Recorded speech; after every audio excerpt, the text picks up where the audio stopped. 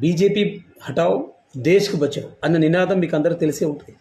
ఇది రాష్ట్ర వ్యాప్తంగా కాదు, దేశవ్యాప్తంగా కాదు, ప్రపంచవ్యాప్తంగా పాపులర్ అయినటువంటి ఒక నినాదం. బీజేపీ హటావ్ దేశ్కి బచావ్.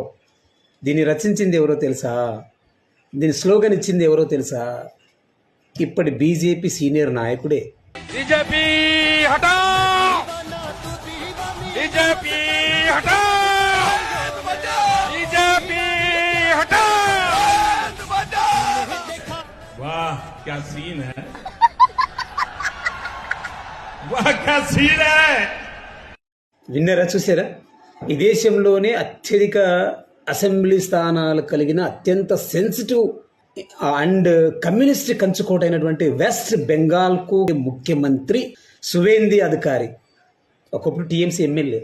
ఇంకా చెప్తా ఇతను ఎంత పవిత్రుడో, ఈ పవిత్రుడికి సపోర్ట్ చేసిన పవిత్రులు ఎంత పవిత్రులో. ఆ సమయంలో ఆయన లంచం తీసుకుంటున్న విధానాన్ని దేశ ప్రధాని నరేంద్ర మోదీ గారు ఎలా యాక్షన్ చేసి చూపిస్తున్నారు చూడండి. నాకు తెలిసి తెలుగు ఇండస్ట్రీలో ఇంతకంటే ఉత్తమమైన నటుడు కూడా ఉండరు. అంత బాగా జోగుమే అని చూపిస్తున్నారు చూడు. కిత్నా లాయా హో పావు లావు అని హావభావాలతో ఒక దేశ ప్రధానమంత్రి లంచం తీసుకుంటున్న ఓ భ్రష్టాచారి సువేందు అధికారి గురించి బహిరంగ సభలో వెస్ట్ బెంగాల్లో చెప్పడం జరిగింది.